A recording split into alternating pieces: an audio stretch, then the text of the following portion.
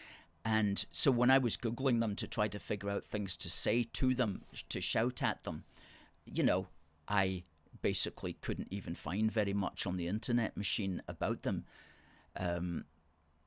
But we did we did shout at Pat Kane, who is a very verbose national journalist for the national newspaper.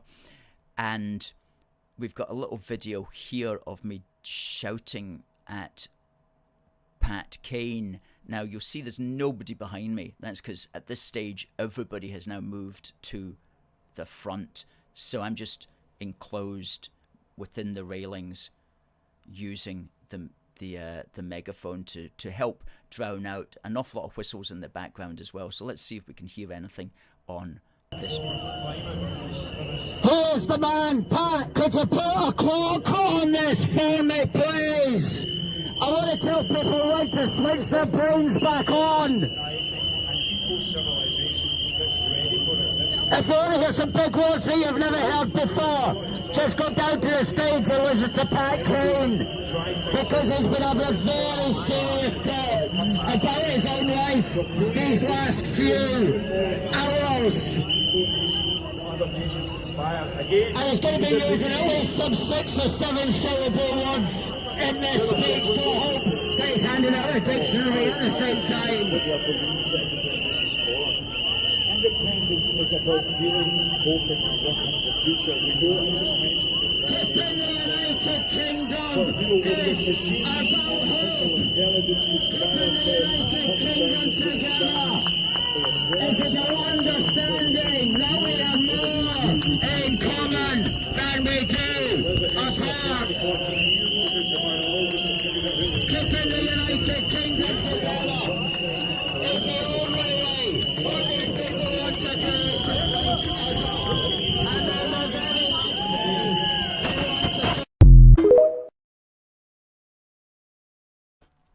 Well, that gives you some idea of the sort of atmosphere, as it were, that was going on, and very, very enjoyable, fun time, no doubt about it, if you're into that sort of thing. And as I say, I'm so glad that it happened, and so thankful to everybody who came along. Let's see what you guys have got to say. We say it says, I appreciate the opportunity.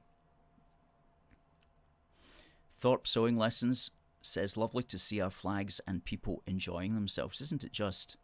Absolutely.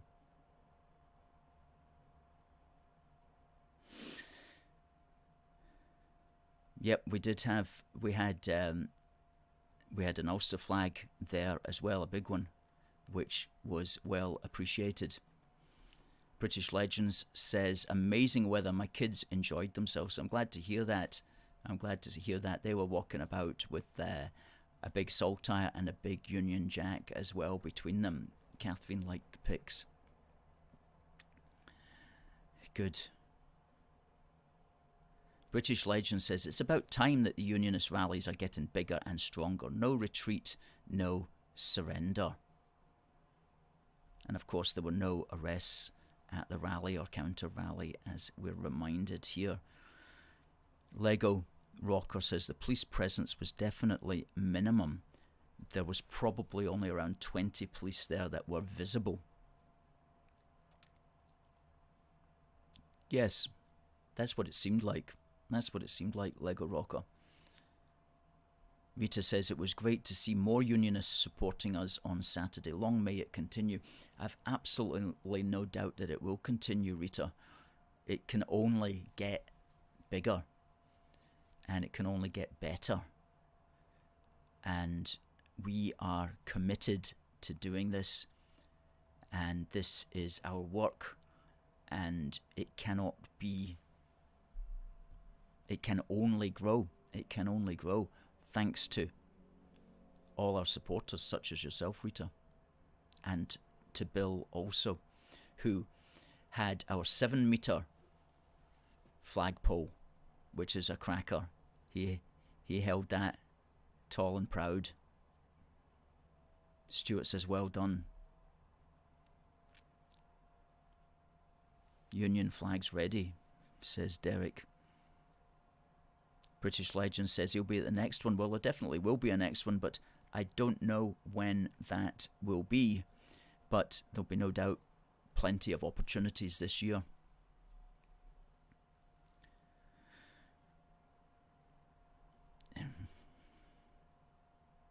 Derek loves the photos and the videos. Well,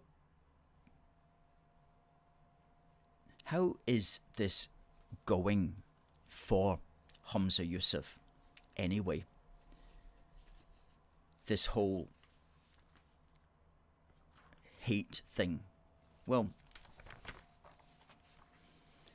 2 in 7,000 hate complaints picked up by Police Scotland, says a report that appeared a few days ago now on the 17th of April.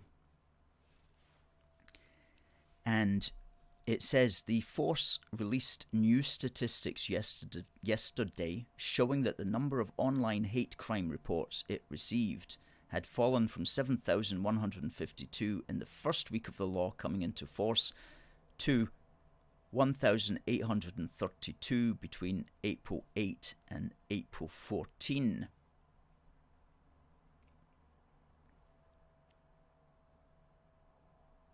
So that's reports. That's a total of 8,984 reports in the first 14 days of April. Just reports. Of course, the police have to wade through that. They've got to assess what may be a crime. And a crime is when the words are considered threatening or abusive or insulting, and they're paired with the intention to stir up hate, or in some cases, the likelihood that they might stir up hate. And so if those two things come together, then there could be a crime, and that will get then reported further to the prosecutor.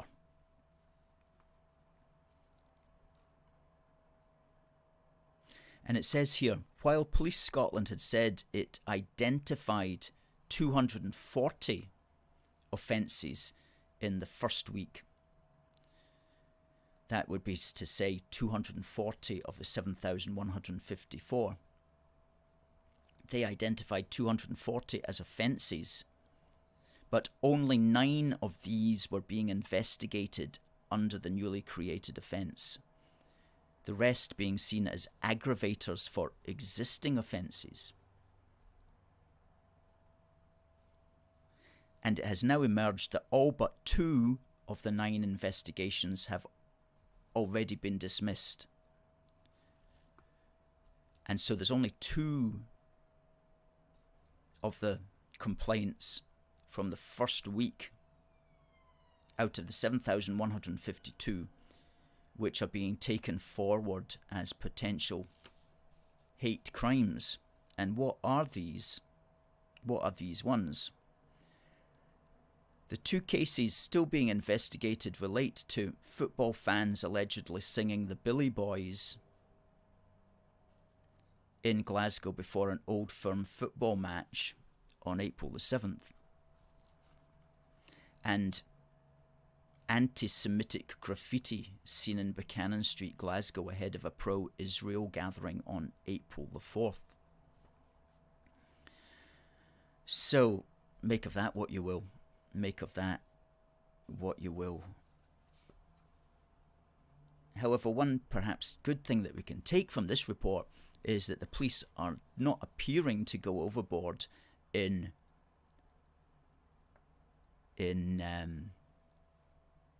nailing you to the wall, nailing everybody to the wall. If that is in fact true, time will tell. Time will tell how it all works, but it's probably all just been a waste of time and money Senior legal figures have accused the SNP of botching the introduction of the law with misleading public messaging, which critics say suggest all instances of hate had been criminalised. A £400,000 Scottish Government advertising drive was launched promoting the laws with the slogan "Hate Hurts."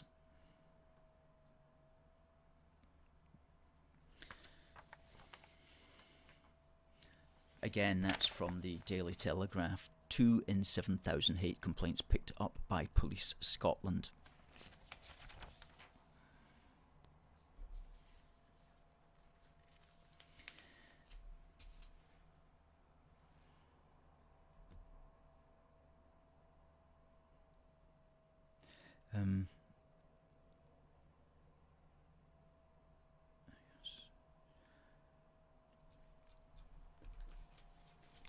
Okay, now,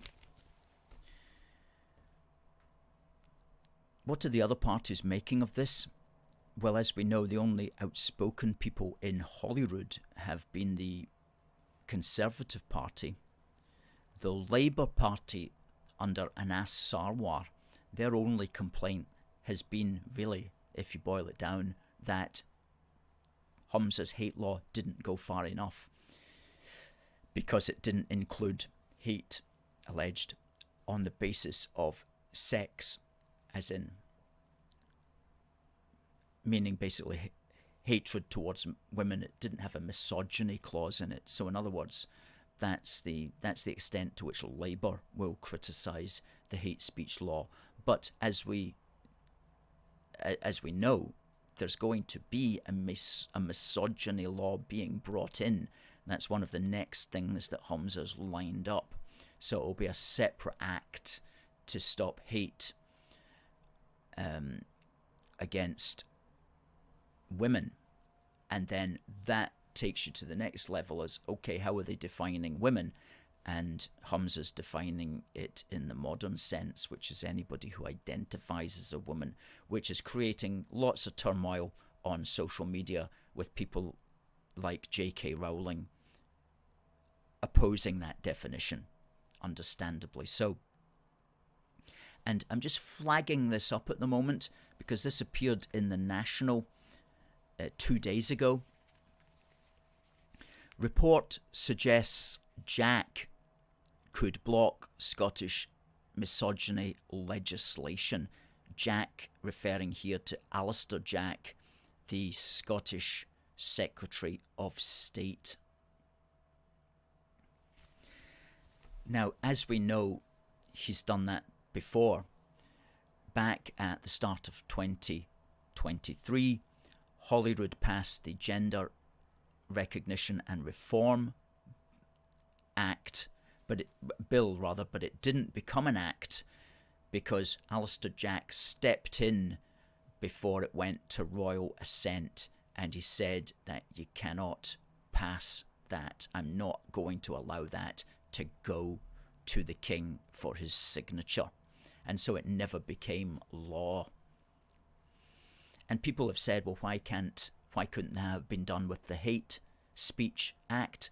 Well, indeed, it could have been done, but unfortunately it was passed by Holyrood back in March 21, and it went to royal assent 2 or 3 weeks thereafter.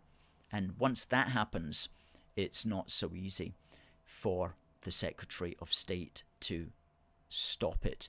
Indeed, under current legislation, it wouldn't be possible for the Secretary of State to stop it. However, if the Secretary of State really wanted to, because it is the British government could pass a law which could rescind, which could repeal any law that has already got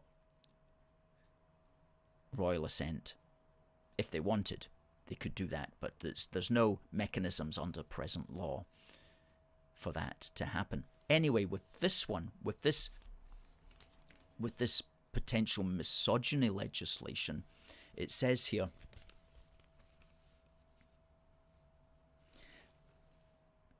a source told the newspaper, Quote, Scottish Secretary Alistair Jack has already humiliated the Scottish Government once by kiboshing the GRR bill, and he is more than willing to do so again. The Conservatives can see SNP gender policy is completely out of step with public opinion, and there are also legitimate concerns over whether Scottish legislation on the issue could have a detrimental impact on existing UK law. If it is the case that a Scottish misogyny law was going to water down the definition of what a woman actually is, to the extent that existing protections for women could be weakened rather than strengthened, then the UK government will act to block it. Close quote. Very interesting that that's on their radar, and that possibility is on their radar. And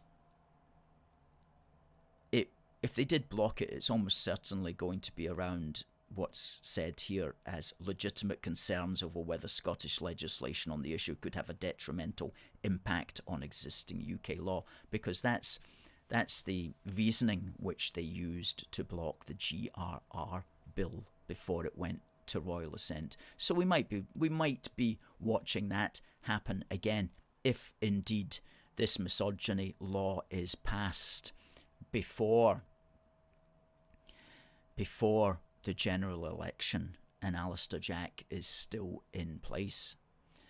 If it is passed after the general election, and if we have a Labour government in power, then it's possible that they'll just let that fly and they'll just let that happen. So I guess it all depends on whether this Misogyny Act is going to be passed before or after the general election.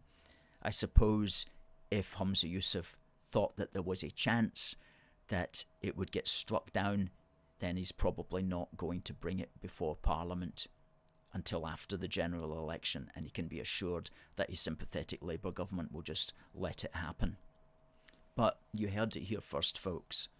You heard it here first. Report suggests Jack could block Scottish misogyny legislation.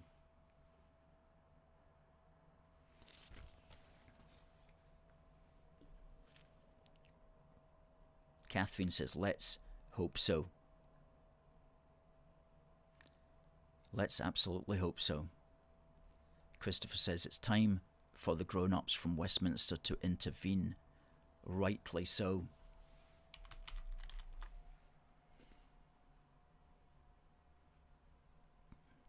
Fantastic. Send in your thoughts on that, folks. Now, let's see what TikTok's saying.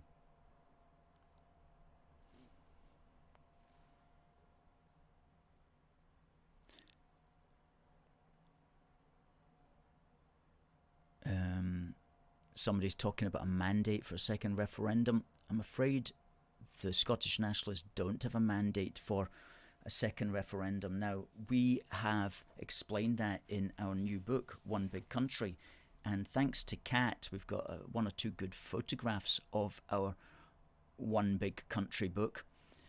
There you go. Kat brought it along to the rally, and there's me holding the One Big Country book. Now, that's the physical copy of it. We've also got it as an ebook, and there's the ebook. Isn't that amazing? That's the ebook, which you can read anytime you want. You can take it wherever you want, as long as you've got your iPad there or other reading device. Then it is literally at your fingertips or in your back pocket or wherever you keep your Kindle. Fantastic. Okay. So I spoke there about the mandates. We actually address that. We have a whole section called The Mandate Matter, and we have 4 chapters addressing why the SNP cannot claim a mandate for a second referendum, and how indeed we can claim a mandate for holding the United Kingdom together. And that's what our politicians have to do. Rather than just allowing the SNP and the Scottish Cabbages to set the agenda by claiming they're the ones with the mandate, you turn it around and say, no, we're the ones with the mandate. You literally are voting at a British general election for people to represent you in the British Parliament, and everybody who goes there has got a mandate to sit in that Parliament. And if that Parliament says that it wants to keep the United Kingdom together, and it doesn't want to have a second referendum to break up the country, then you voted for that because you voted to send people to that Parliament, whether you're a Scottish nationalist or not. So it's all explained here. It's all explained here. And we also hear, we detail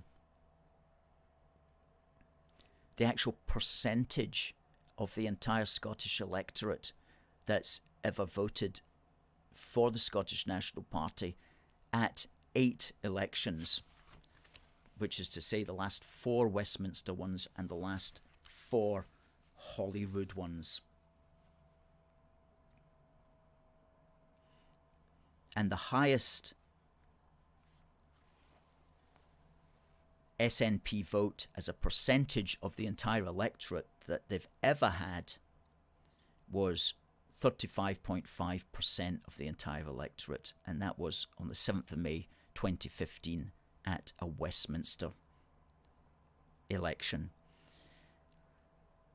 And the highest vote that they've ever had at a Holyrood election was on the 6th of May 2021, where they got, wait for this, 27.9% of the entire Scottish electorate. So they haven't even had 30% of the entire Scottish electorate voting for them.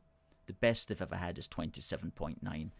So don't tell me, sir, that's a mandate. Please don't tell me that's a mandate. And if you want to see these figures, what you need to do is go to Amazon and search for one big country.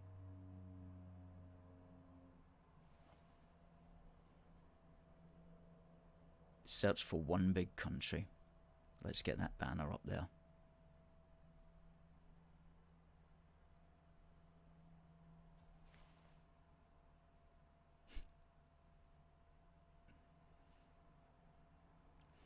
So much valuable information in there. And Volume 2 will be out in time, no doubt, for Christmas. Folks, if you've liked what we do, please do consider giving us a donation. You know, the rallies that we had there, they don't come for free. The flags don't come for free. The flagpoles don't come for free. The banners don't come for free. The transport doesn't come for free. The PA system doesn't come for free. The filming and the video editing and the picture editing and all the work that we do doesn't come for free. We love it. Our team are so committed to it. We do a great job across all the social media platforms every day. We've been going since the 21st of March 2012, and we're still here. And we're only still here because of folks like you who say, do you know what, I think that's worth a £5. I'm going to chip in at aforceforgood.uk/donate to. Or people who say, do you know what, £100, bang, let's get that in there, aforceforgood.uk/donate to, because that's literally what keeps us going day to day, week to week, month to month. And then when you look back on it, you realize it was year to year to year to year to year to year and on and on. So we do live very frugally. We do deliver.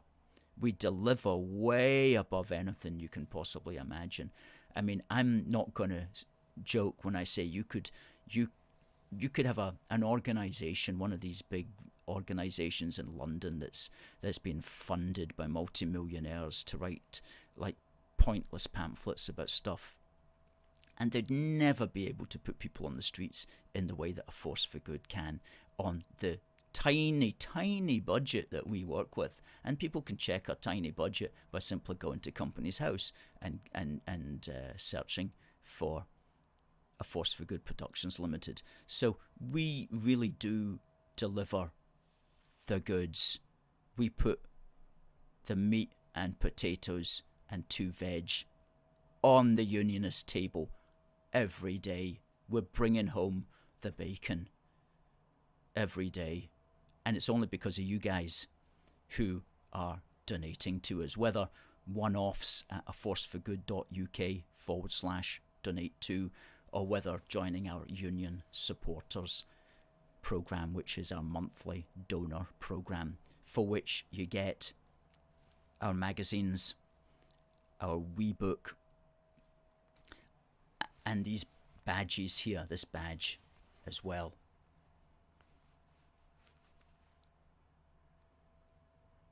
All of these you can get for free at our monthly donor program. Folks, it's the top of the hour. Thank you very much for watching. Thank you very much for all your comments.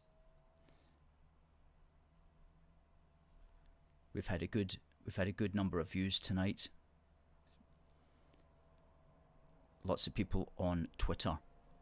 Do share. If you're watching on Twitter, please give us a repost. Please give us a like. Let's get this message out there. If you're watching on YouTube, please give us a thumbs up and please subscribe. And if you're watching on Facebook, please give us a thumbs up and please do give us a share, because this is how this program gets out. This program's now on the internet forever, and all you need to do is just share it around. Folks, Catherine says an excellent program. Thank you. Blue Bear, it was good to see you. Thanks very much for introducing yourself to me. And let's stay in touch. Great stuff, folks. It just remains for me to say thanks for watching. God bless the United Kingdom, and God save the King. See you next time.